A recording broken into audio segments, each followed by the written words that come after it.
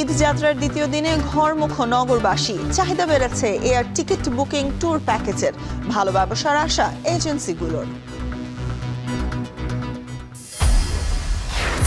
মির্জা আব্বাসকে দেখতে এভার কেয়ারে প্রধানমন্ত্রী, মস্তিষ্কে অস্ত্রোপচার শেষে নিবিড় পর্যবেক্ষণে। উন্নতি হলেই নেওয়া হবে দেশের বাইরে। ব্যাংকে না থাকলেও ফুটপাতে নতুন টাকার দোকান, কেন্দ্রীয় ব্যাংকের সরবরাহ বন্ধের ঘোষণার পর কালোবাজারে চড়া দাম।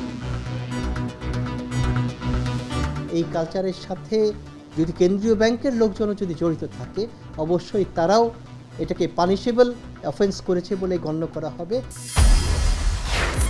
রাজধানীতে বজ্রসহ শিলাবৃষ্টি, হাতির ঝিলে দেয়াল ধসে নারীর মৃত্যু, নিরাপত্তা ব্যবস্থা ছাড়াই নির্মাণ কাজের অভিযোগ।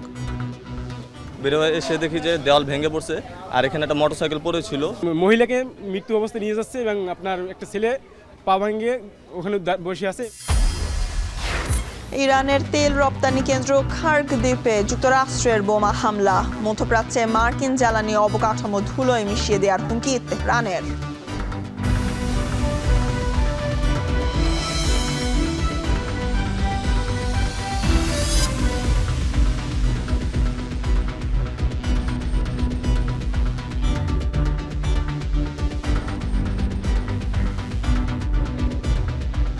স্বাগত এখন বাণিজ্যে, আর আপনাদের সাথে আছি আমি সুলতানা স্বর্ণা। ট্রেনে ঈদ যাত্রার দ্বিতীয় দিনে রাজধানীর কমলাপুর রেল স্টেশনে বেড়েছে ভিড়। যাত্রা নির্বিঘ্ন করতে সরকারের পক্ষ থেকে নেওয়া হয়েছে নানা উদ্যোগ। কমলাপুর রেল স্টেশন থেকে আমাদের সাথে যোগ দিচ্ছেন সহকর্মী আফজাল হোসেন। আফজাল, সকাল থেকেই আপনি কমলাপুর রেল স্টেশনে আছেন। সব ট্রেন সময় মতো ছেড়ে যাচ্ছে কিনা, এ পর্যন্ত কটি ট্রেন ছেড়ে গেছে এবং তার পাশাপাশি কোনো ভোগান্তি লক্ষ্য করেছেন কিনা?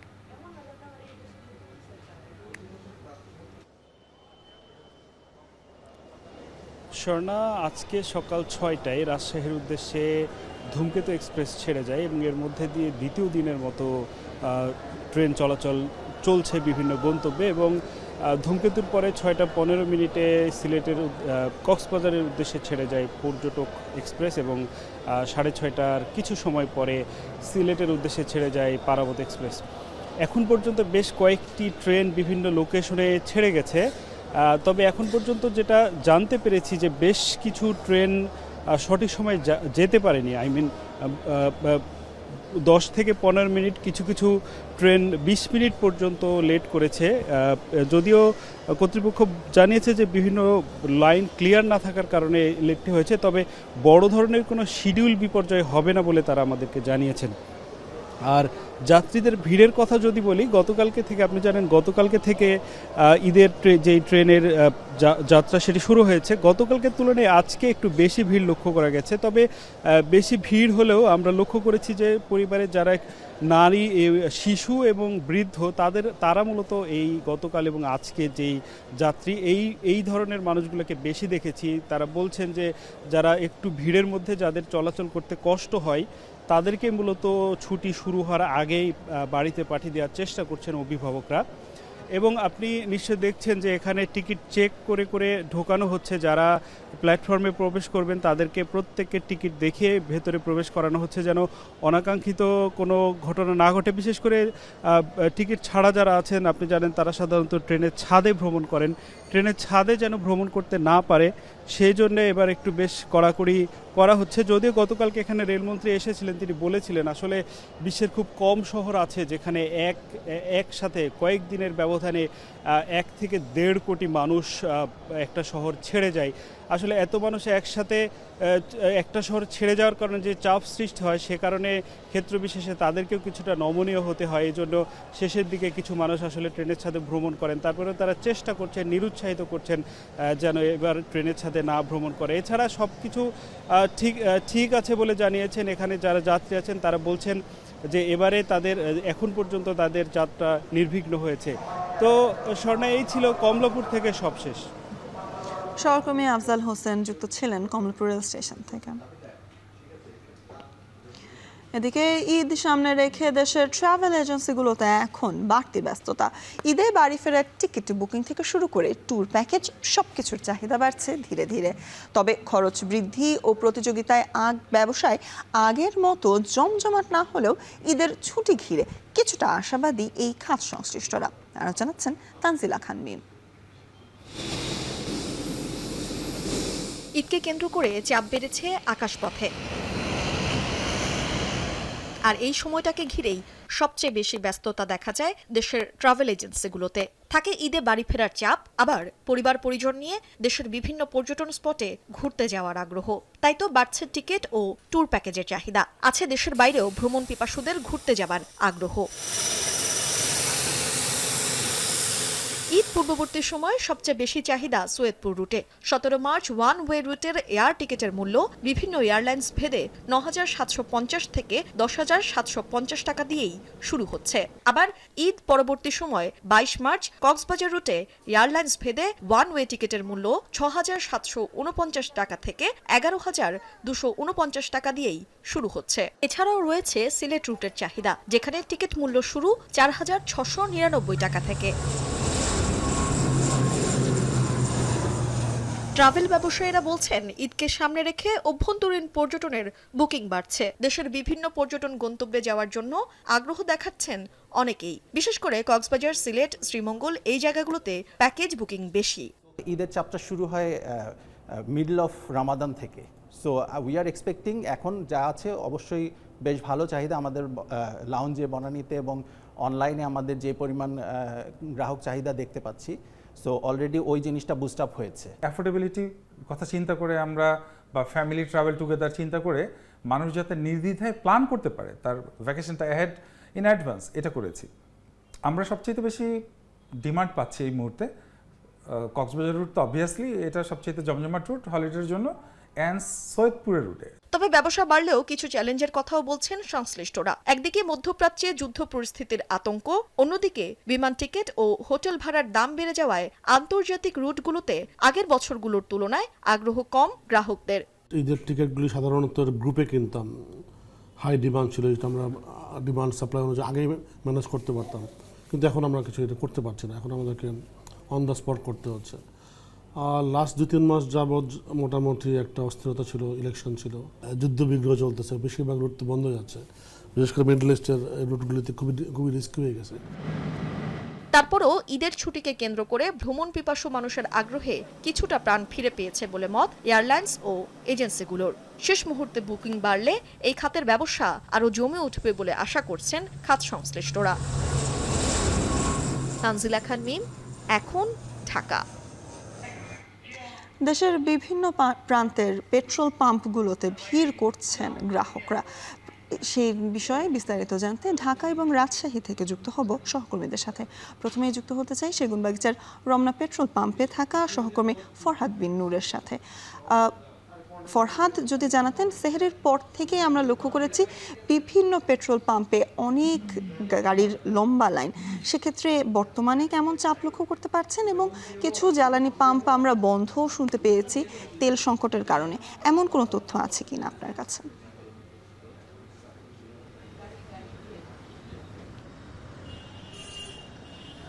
হ্যাঁ স্বর্ণা, একদমই ঠিক বলেছেন আপনি। আমরা সকাল থেকে বিভিন্ন পেট্রোল পাম্প ঘুরে যে চিত্রটি দেখেছি রাজধানীর, আমরা দেখেছি বেশ কিছু জায়গায় পেট্রোল পাম্পগুলো বন্ধ রয়েছে এবং তারা বলছেন যে তাদের তেল ফুরিয়ে গিয়েছে, বিক্রি হয়ে গেছে এবং পরবর্তীতে আবার তেলের গাড়ি ঢুকলে তারপরে তারা সেটি আবার বিক্রি করতে পারবে। এছাড়া অন্য অনেক পেট্রোল পাম্পের চিত্র কিন্তু যদি বলি, আমরা এই মুহূর্তে যেমন রমনা পেট্রোল পাম্পে রয়েছে, এখানকার চিত্র যেটি দেখছে, এখানে কিন্তু মোটামুটি দীর্ঘ একটি লাইনে দাঁড়িয়ে যারা বিশেষ করে বাইকার রয়েছেন তারা আসলে তেল এখানে নিচ্ছেন এবং তারা 15 থেকে 20 মিনিট লাইনে দাঁড়িয়ে থেকে তারপরে তারা তেল নিতে পারছেন। তবে এখানে যারা পেট্রোল পাম্পের কর্তৃপক্ষ যারা রয়েছে তাদের সঙ্গে আমরা কথা বলি, তারা বলছেন যে কোনো প্রকার তেলের সংকট নেই এবং তারা পর্যাপ্ত তেলই দিচ্ছেন। আসলে আমরা এই পেট্রোল পাম্পে যেটি দেখছি, আমরা দেখছি যে সর্বোচ্চ 500 টাকার পর্যন্ত এখানে তেল দেয়া হচ্ছে এবং যেহেতু তেলের ডিপো আসলে খোলা রাখার সিদ্ধান্ত নিয়েছে শুক্র শনিবারেও পিবিসি, সেক্ষেত্রে কিন্তু সব পেট্রোল পাম্পেই যে আপনার ডিপো থেকে সব জায়গায় সমানভাবে তেল যাচ্ছে ব্যাপারটা সেরকম নয়। যেসব পেট্রোল পাম্প বন্ধ রয়েছে তারা বলছেন যে ডিপো থেকে তারা আসলে পর্যাপ্ত তেল আনতে পারছেন না, তো সেই কারণে তারা কিন্তু বন্ধ রেখেছেন। আর এখানে আমরা দেখছি সরকার কিন্তু আসলে একরকম সিদ্ধান্ত নিয়েছিল যে জ্বালানি তেলের যে একটি সংকট তৈরি হবার সম্ভাবনা ছিল, সেই জায়গা থেকে কিন্তু সরকার বেঁধে দিয়েছিল যে বাইকগুলো একটা নির্দিষ্ট পরিমাণ তেল নিতে পারবে, এক এক গাড়ি এক এক রকমভাবে নিতে পারবে। তো সেটি কিন্তু কোথাও কোথাও মানা হচ্ছে, আবার কোথাও কোথাও কিন্তু তার চেয়েও বেশি দেওয়া হচ্ছে। তো এই চিত্রটি আমরা দেখছি পুরো রাজধানী জুড়ে। স্বর্ণা, এই ছিল আমার কাছে সবশেষ তথ্য। রাজধানীর পাশাপাশি জানতে চাই শহরতলির খবর। রাজশাহী থেকে যুক্ত হচ্ছেন সহকর্মী রাকিবুল হাসান। রাকিব, যদি জানাতেন, আমরা বিভিন্ন শহরাঞ্চলের পেট্রোল পাম্পগুলোতে দেখছি তেল পাওয়া যাচ্ছে, তবে শহরতলি, গ্রামাঞ্চল কিংবা হাইওয়ের পাশে যেসব পেট্রোল পাম্প রয়েছে সেই সবে তেলের কোনো সংকট আছে কি না, বিস্তারিত জানাবেন। স্বর্ণা, আসলে রাজশাহী শহরে আমরা সকাল থেকে যতগুলো পাম্প দেখেছি, শহরে প্রায় 7টির বেশি পাম্পের অধিকাংশই বন্ধ, এবং শুধুমাত্র একটি তালাইমারি এলাকায় যে পাম্পটি রয়েছে সেখানে আমরা খোলা পেয়েছি এবং এখানে পর্যাপ্ত তেল রয়েছে বলছেন এখানকার যারা ফিলিং স্টেশনের মালিক তারা, এবং এখানে কিন্তু তেলের ইচ্ছে মতো আসলে তেল নিতে পারছেন, অর্থাৎ যেই পরিমাণ আসলে দেওয়া হচ্ছে সেটা নিতে পারছেন। তবে অন্যান্য জায়গাগুলো নিয়ে যেহেতু তেলের সংকট রয়েছে, মোটরসাইকেল এবং অন্যান্য যে যানবাহনগুলো সেগুলোর ভিড় খানিকটা এখানে বাড়তে দেখছি আমরা, এবং ধীরে ধীরে এই লাইনটি আসলে দীর্ঘ হচ্ছে। এখানে পাম্প মালিক ওনার্স অ্যাসোসিয়েশন বা পাম্প মালিক যারা আছেন তারা যেটি বলছেন, প্রত্যেকটি পাম্পে প্রত্যেক দিন বা এক সপ্তাহে প্রায় যেই পরিমাণ চাহিদা থাকে তার অর্ধেকেরও কম আসলে পাম্পগুলো তেল পাচ্ছে বাঘাবাড়ি থেকে। সেই তুলনায় প্রত্যেক দিন যেখানে আসলে প্রায় 1500 থেকে শুরু করে 2200 লিটার তেল তারা বিক্রি করতেন, সেখানে চাহিদা বেড়েছে কিন্তু সেই পরিমাণ আসলে তেল তারা দিতে পারছেন না। অন্যদিকে সপ্তাহে 2টি করে গাড়ি আসলে ডিপোগুলো থেকে বাঘাবাড়ি গেলেও সেখানে 9000 লিটার তেল আসার কথা থাকলেও তারা 4000 লিটার করে আসলে তেল পাচ্ছেন। তবে এক্ষেত্রে পেট্রোল বা ডিজেলের কোনো ধরনের সংকট না থাকলেও অকটেনের খানিকটা ঘাটতি রয়েছে পাম্পগুলোতে, এবং সেই অনুযায়ী কিন্তু অকটেনের সরবরাহ খানিকটা কম। অন্যদিকে হাইওয়েগুলোর পাশে যে সমস্ত পাম্পগুলো সেগুলোর প্রত্যেকটিতে কিন্তু আসলে তেলের সরবরাহ নেই, কোনোটিতে পরিমাণ মতো দেয়া হচ্ছে, কোনোটিতে আসলে কম দেয়া হচ্ছে, এবং কোনো পাম্প বন্ধ আমরা লক্ষ্য করেছি। তবে যেই ভোগান্তিটি সবচেয়ে বেশি বেড়েছে সেটি হচ্ছে চরাঞ্চল বা গ্রাম অঞ্চলে যে সমস্ত ডিজেলের চাহিদা থাকে সেই সমস্ত ডিজেলের চাহিদা আসলে পূরণ হচ্ছে না, এবং কৃষকরা বলছেন তাদের যে ফসল রয়েছে সেটিতে আসলে সেচের সরবরাহ বা এই সমস্ত ক্ষেত্রে সমস্যা পড়ছেন। তবে এই সংকট দ্রুতই কাটিয়ে উঠবেন বলছেন পেট্রোল পাম্প ওনার্স অ্যাসোসিয়েশন এবং পাম্পগুলো। তারা বলছেন যে ঈদের পর থেকে হয়তো নিয়মিতই ঠিকঠাক দিতে পারবেন। তো স্বর্ণা, এই ছিল রাজশাহী থেকে আমার কাছে সবশেষ খবর। সহকর্মী ফরহাদ বিন নূর এবং রাকিবুল হাসান যুক্ত ছিলেন বিভিন্ন পেট্রোল পাম্প থেকে। মস্তিষ্কে 2 দফা অস্ত্রোপচার শেষে হাসপাতালে নিবিড় পর্যবেক্ষণে প্রধানমন্ত্রীর রাজনৈতিক উপদেষ্টা ও বিএনপির স্থায়ী কমিটির সদস্য মির্জা আব্বাস। আজ পরীক্ষা নিরীক্ষার ফলাফল দেখে পরবর্তী সিদ্ধান্ত নেবেন চিকিৎসকরা। শারীরিক অবস্থার উন্নতি হলে নেওয়া হতে পারে বিদেশে, তবে বিভ্রান্তিকর তথ্য না ছড়ানোর আহ্বান জানিয়েছেন তার পরিবারের সদস্যরা। এদিকে এভারকেয়ার হাসপাতালে গিয়ে মির্জা আব্বাসের খোঁজ খবর নিয়েছেন প্রধানমন্ত্রী তারেক রহমান। আসিফ খানের প্রতিবেদনে বিস্তারিত। বুধবার ইফতারের পর হঠাৎ অসুস্থ হয়ে পড়েন বিএনপির স্থায়ী কমিটির সদস্য ও প্রধানমন্ত্রী তারেক রহমানের রাজনৈতিক উপদেষ্টা মির্জা আব্বাস। পরে তাকে দ্রুত রাজধানীর এভারকেয়ার হাসপাতালে ভর্তি করা হয়। সেখানে পরীক্ষা নিরীক্ষার পর শুক্রবার চিকিৎসকরা তার 2 দফায় অস্ত্রোপচার করেন। চিকিৎসকরা জানান মির্জা আব্বাসের অপারেশন সফল হয়েছে এবং বর্তমানে তিনি শঙ্কামুক্ত। মস্তিষ্কে ইনফেকশনজনিত কারণে রক্ত সরবরাহ বন্ধ হয়ে স্ট্রোক করেছিলেন তিনি। এখন আছেন নিবিড় পর্যবেক্ষণে। ওনার রক্ত সাপ্লাই বন্ধ হয়ে একটা স্ট্রোক করছে। হ্যাঁ, সিঙ্গাপুর যাওয়ার প্ল্যান ছিল, বাট ওনার কন্ডিশনে যে ডিটারেট করতেছিল সেই জন্য ওই জন্য ক্যান্সেল করে আমরা একটা অপারেশন করছি, সাকসেসফুলি ডান। পেশেন্ট এখন ভালো আছে। এখন তো মাত্র অপারেশন হয়েছে, উনি লাইফ সাপোর্টে আছে, ভেন্টিলেটরে আছে। এটা আমরা উইথড্র করবো ভাইটাল দেখে, blood pressure, pulse, lungs, heart লেখে দেখে আমরা উইথড্র করবো কালকে সকালের মধ্যে ইনশাআল্লাহ। এদিকে মির্জা আব্বাসকে নিয়ে বিভ্রান্তিকর তথ্য না ছড়ানোর আহ্বান জানিয়েছেন তার পরিবারের সদস্যরা। আমরা রোজাটা ভেঙে নামাজটা পড়তে যাই, মাগরিবের নামাজ শুরু করে দ্বিতীয় রাকাতে গিয়ে ওনার খুব সম্ভবত মাথা খুব জোরে ব্যথা করে উঠে আর কি।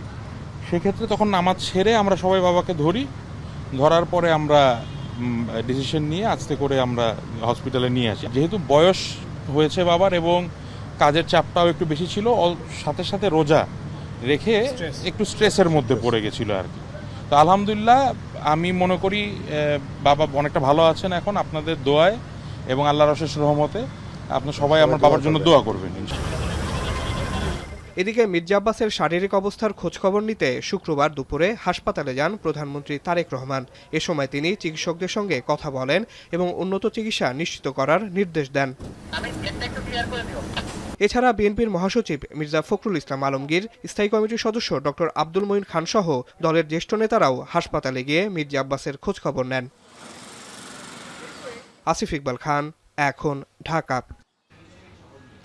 ব্যাংকে নেই, তবে ফুটপাতে প্রতিদিনই বসছে নতুন নোটের দোকান। প্রতিনিয়তই আসছে নতুন নতুন নোট। কেন্দ্রীয় ব্যাংকের নতুন নোট সরবরাহ বন্ধ ঘোষণার পর কালোবাজারে দাম বেড়েছে দ্বিগুণ। এতে সাধারণ মানুষের মধ্যে বাড়ছে ক্ষোভ। কেন্দ্রীয় ব্যাংক বলছে, চাহিদার তুলনায় কেন্দ্রীয় ব্যাংকের সক্ষমতা না থাকায় হয়েছে সরবরাহ সংকট। বিস্তারিত নাইম কামালের প্রতিবেদনে।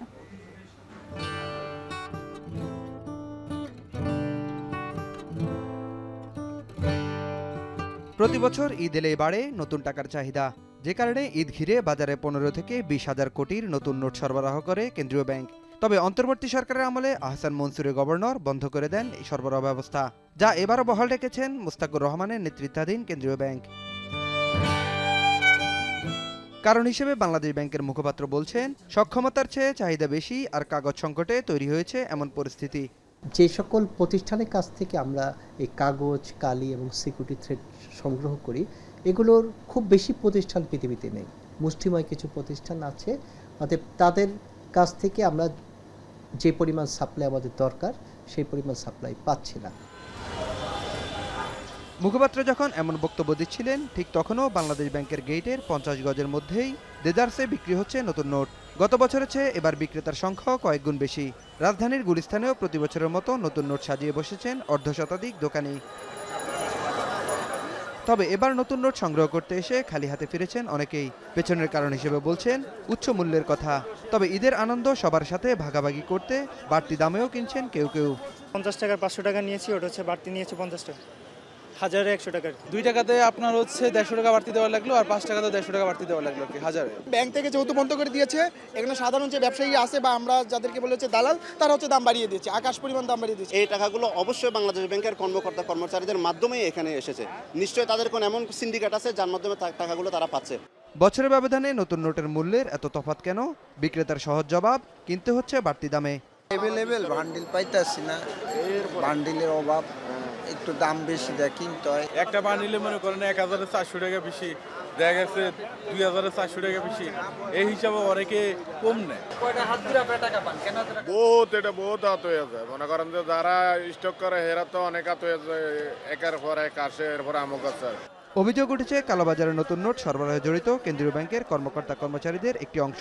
মুখপাত্র বলছেন, এর পেছনে যারা জড়িত তদন্ত করে নেওয়া হবে কঠোর ব্যবস্থা।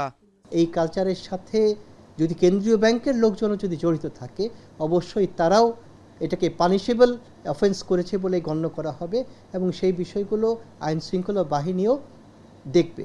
কিন্তু একটা বিষয়, আমাদের ঠিক কম্পাউন্ডের বাইরে বা কমপ্লেক্সের বাইরে যে ঘটনাগুলো ঘটে, সেগুলোর উপর আমাদের আসলে তেমন নজরদারি থাকার সুযোগ থাকে না। সাধারণ মানুষ কালোবাজারে নয়, নতুন নোট সংগ্রহ করতে চান ব্যাংক থেকে। সেই চাহিদা পূরণ করবে কেন্দ্রীয় ব্যাংক, এমনটি প্রত্যাশা ঈদের নাড়ির টানে বাড়ি ফিরতে চাওয়া মানুষের। নাইম কামাল, এখন, ঢাকা। রাজধানীর বিভিন্ন স্থানে শুক্রবার রাতে বজ্রসহ শিলাবৃষ্টি হয়েছে। এ সময় হাতিরঝিলের মধুবাগে নির্মাণাধীন ভবনের পুরনো সীমানা প্রাচীর ধসে এক নারীর মৃত্যু হয়। এ ঘটনায় ওই নির্মাণাধীন ভবন কর্তৃপক্ষের বিরুদ্ধে যথেষ্ট নিরাপত্তা ব্যবস্থা না রাখার অভিযোগ করেন স্থানীয়রা। এছাড়াও ঝড়ো বৃষ্টিতে দেখা দেয় জলবদ্ধতা ও যানজট। আরও জানাচ্ছেন তৌহিদুল তারেক। আমার মাকে বললাম, মা আমার ফ্রিজে এই যে ঠান্ডা পানি দেওয়া আছে, ওগুলো দিয়ে শরবত বানেন। ওই আমি বানাবো বলো আমি ওর বাইরে পড়ছি যাইতে যাইতে আমি মানে অর্ধেক রাস্তায় এখনো যাই নাই, তার আগে আমার মায়ের আর কি কথা ছিল মা এলে একসাথে বসে খাবার খাবে ছোট্ট আশিক, কিন্তু তার হলো না। শুক্রবার সন্ধ্যা 7টার পর হঠাৎ রাজধানীতে নামে বজ্রসহ শিলাবৃষ্টি। ঠিক এমন সময়ে রাজধানীর মধুবাগে নির্মাণাধীন ভবনের সীমানা প্রাচীর ভেঙে মারা যান আশিকের মা রাশেদা বেগম। মাকে হারিয়ে আশিকের গগনবিদারী আর্তনাদের ভার যেন নুইয়ে দিয়েছে সবাইকে।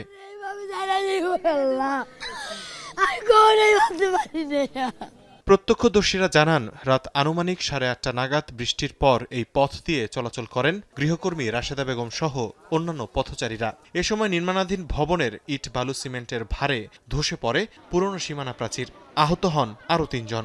ভাই আহত হয়েছে, পুরো পা একদম থেতলে গেছে। দেখলাম যে এখানে একটা মহিলাকে মৃত্যু অবস্থায় নিয়ে যাচ্ছে এবং আপনার একটা ছেলে পা ভাঙিয়ে ওখানে বসে আছে। মনে হচ্ছিল যে ভূমিকম্প হয়েছে, বেরোয় এসে দেখি যে দেওয়াল ভেঙে পড়ছে আর এখানে একটা মোটরসাইকেল পড়েছিল। এলাকাবাসীর অভিযোগ, এ বিষয়ে কয়েকদিন আগে দৃষ্টি আকর্ষণ করা হলেও তাতে সাড়া দেননি ভবন মালিক মহিউদ্দিন। এমনকি ভবন নির্মাণেও নেননি কোনো নিরাপত্তা ব্যবস্থা, যার ফলে প্রতিদিন ঝুঁকি নিয়ে চলতে হয় পথচারীদের। 4-5 দিন আগে একটা রিক্সা যাচ্ছিল, হঠাৎ করে কাজ করার সময় একটা কাঠ পড়ে গেছিল। সাইডে যে বর্ডার দেওয়া হয়, সেফটি দেওয়া হয়, তেমন কেউ ছিল না। ভাগ্য বলো ওইখানে বৃষ্টির সময় ছিল। এখন টেলিভিশন থেকে তারিক বলছিলাম। এ বিষয়ে বাড়ির মালিক মহিউদ্দিনের সাথে যোগাযোগ করা হলে প্রথমে ফোন ধরলেও সাংবাদিক পরিচয় জানার পর ফোন কেটে দেন তিনি। পাওয়া যায়নি তার ছেলে বুয়েটের অধ্যাপক মুজাহিদুল ইসলামকেও। এই ঘটনার সর্বোচ্চ বিচার চায় আশিক। পুলিশ জানায়, এই ঘটনার মামলা দেয়া হলে তদন্ত কাজ শুরু করবেন তারা। মামলা এখনো তারা দিচ্ছে না, মামলা দিলে আমরা মামলা নিব। জানা যায়, মধুবাগ এলাকায় একাধিক বাড়ি ও বেশ কিছু দোকানের মালিক এই মহিউদ্দিন এবং মুজাহিদুল ইসলামদের মতো বাড়ির মালিকদের নিরাপদ আবাসস্থল এমন সুউচ্চ অট্টালিকায় হলেও তারাই আবার ঝুঁকিপূর্ণ করে রেখেছেন এই রাজধানীরই বিভিন্ন এলাকা, যেখানে প্রাণ হারাচ্ছেন আশিকের মায়েরা। দিন শেষে এমন উদাসীনতার জবাবদিহিতা নিশ্চিত হবে কিনা, তাই বিবেকের প্রশ্ন। তৌহিদুল তারেক, এখন, ঢাকা।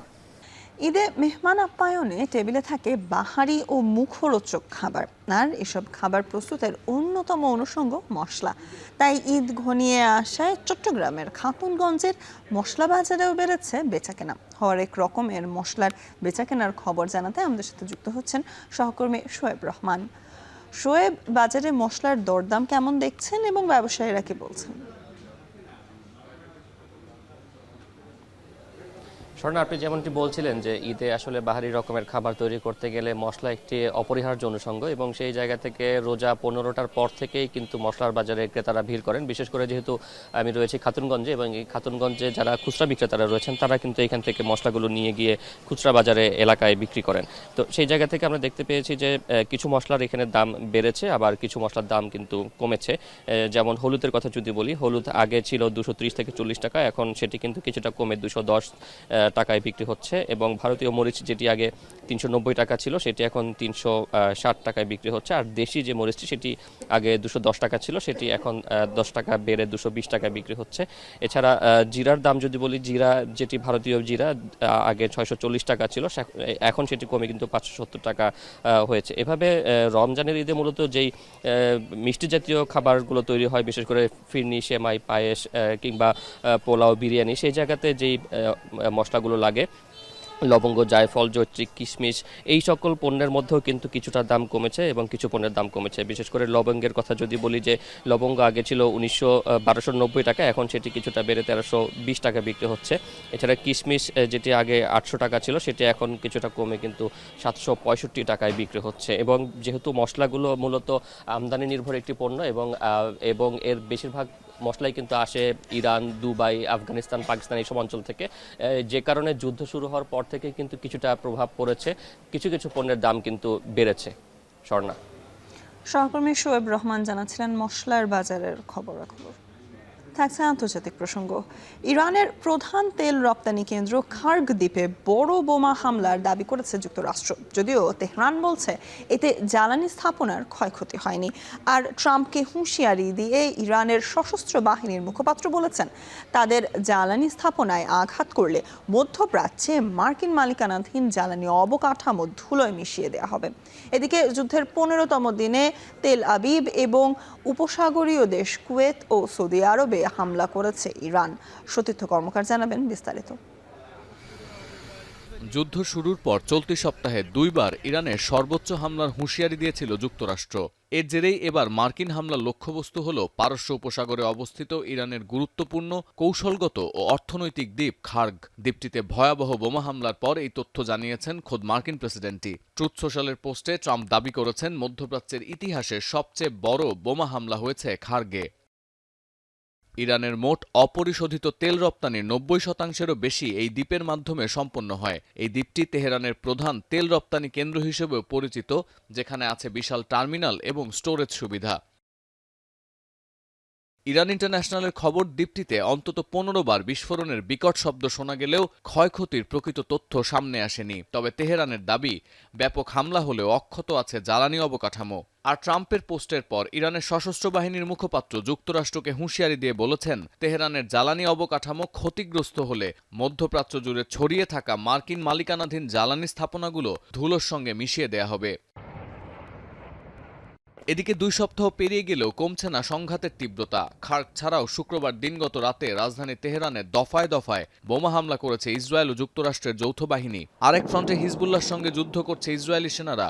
দক্ষিণ লেবানন ও বৈরুতেও চলছে ইসরায়েলের এয়ার স্ট্রাইক। বৈরুত সফরকালে মধ্যপ্রাচ্য সংঘাত নিয়ে উদ্বেগ জানিয়ে যুদ্ধ থামানোর বার্তা দিয়েছেন জাতিসংঘ মহাসচিব। এসবের ভেতরেই দাঁত ভাঙা জবাব দিয়ে যাচ্ছে ইরানও। শুক্রবার রাতভর সশস্ত্র বাহিনীর ক্ষেপণাস্ত্র হামলায় লণ্ডভণ্ড হয়ে গেছে মধ্য ইসরায়েল। তেল আবিব ও দক্ষিণ প্রান্তেও চলছে থেমে থেমে হামলা। আর উপসাগরীয় দেশগুলোর মধ্যে শনিবার নতুন করে হামলার কবলে পড়েছে কাতার, কুয়েত ও সৌদি আরব। নিরাপত্তা ঝুঁকির কারণে মার্কিন কর্মকর্তাদের পরিবারসহ ওমান ত্যাগের নির্দেশ দিয়েছে যুক্তরাষ্ট্রের পররাষ্ট্র দপ্তর। সতীর্থ কর্মকার, এখন বিশ্ব। আর এই ছিল এখন বাণিজ্যে। এখন টেলিভিশন ওয়েবসাইটে দেখতে ভিজিট করুন www.ekon.tv। এছাড়া ফেসবুকে দেখতে ভিজিট করতে পারেন facebook.com/tv.ekon। এছাড়া ইউটিউবে দেখা যাচ্ছে youtube.com/c/ekontv-তে।